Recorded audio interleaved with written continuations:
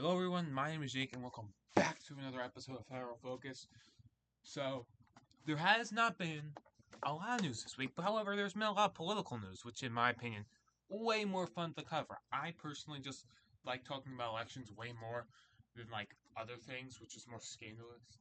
I just find talking about it is my strong suit, and to be fair, I just think it's way more fun. So, we're going to be talking over a lot of elections which just happened recently, and some which will happen soon. First, let's just talk about gas because obviously that's what people care about. Now, it was going down after all this has, after the situation was kind of done, and then it started going up again, but it started going down again. So it was at 370, I believe. Then it went back up to around 415, and now it's right back down to basically exactly $4. Now, obviously, you'd rather it be at $2, but $4 is better than 415. So we'll have to see if it keeps on going down. Oil has been around 70 before this whole war started. It was 60, and the high was at 115, I think. So 70 is obviously better than 115, but it's way worse than 60. So the problem with gas is oil could go down 50% in one day, but it would take 3 months for it to trickle into the actual gas prices because it just takes a while for it to reach the same level as um, oil prices actually are. There's a lot of factoring into it. But yeah, we'll have to see how this changes. And now going on, we will only talk about elections mostly. That's definitely a sentence that works. But let's go into an election which is going to happen soon. August 11th is the Wisconsin primaries.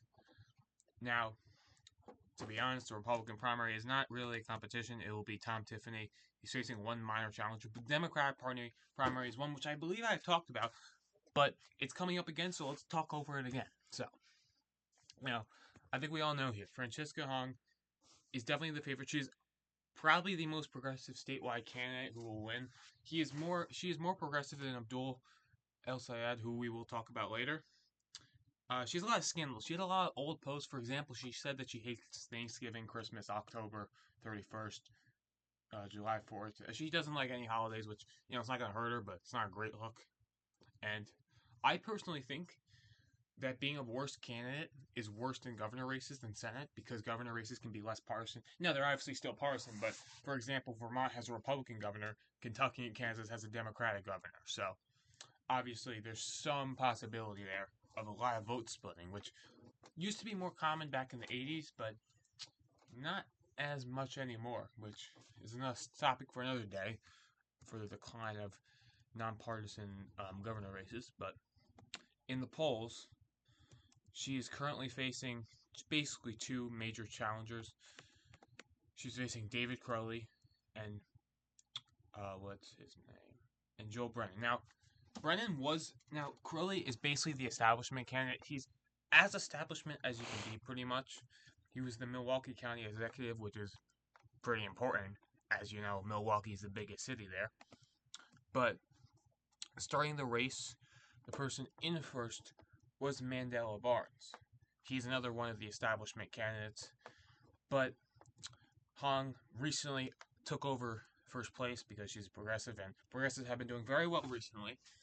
And then Barnes dropped out from the race, and he re-entered the race because I think the Democrats recruited him because they're very scared that Hong will lose the general election. But the fact of the matter is, the polls aren't really that close right now. Hong is in the lead by quite a lot, and in the general election, it is appearing that she is pulling the worst out of all the candidates. However, myself included, and a lot of people are saying there's a chance that she still wins, but by a much smaller margin than this is predicting. Because I was talking about this a couple days ago. Abdul had his primary versus Haley Stevens. Now, a lot of polls were coming out showing he's going to win by 20, and there was even someone claiming there was an internal for Haley Stevens saying she was going to lose by 13. But when election day arrived, at first, it seemed like those predictions were coming true. But as the day went on, Haley Stevens massively overperformed in basically everywhere, mostly in rural places.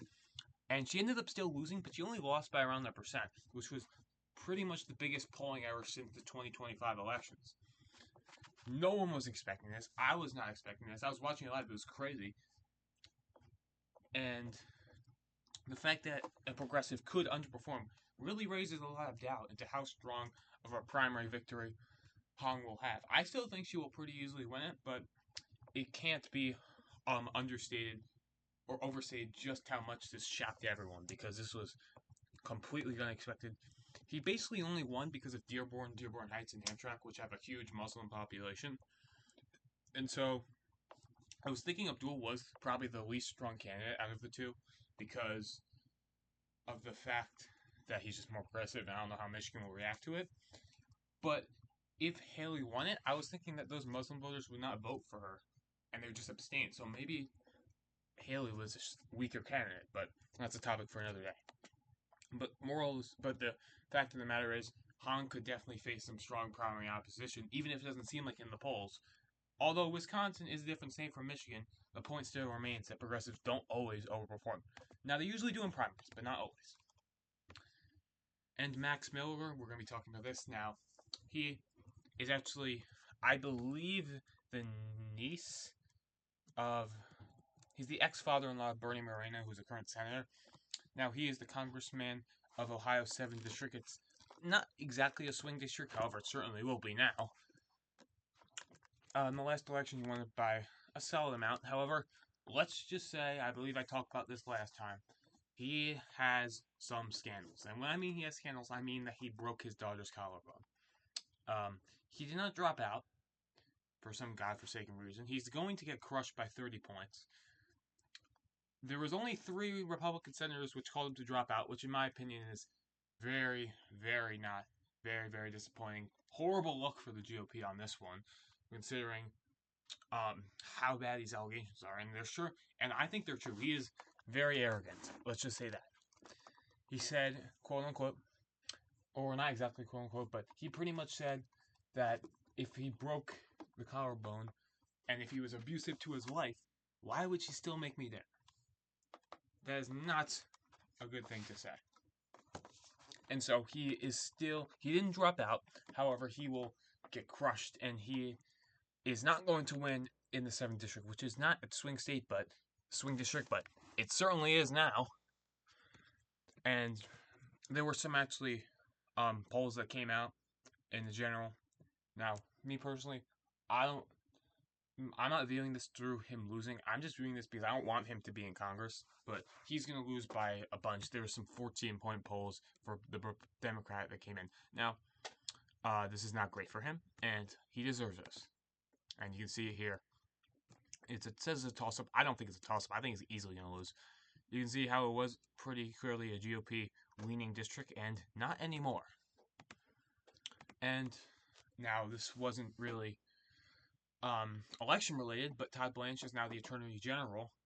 And something I found funny about this is Susan Collins, literally every single time that there's going to be a slight GOP, that she knows there's enough GOP senators for something controversial, she always votes no, so that it looks like she's a moderate. Now, I'm not saying she isn't a moderate, but it's just very funny, because this was, I believe, 50 senators voted for this.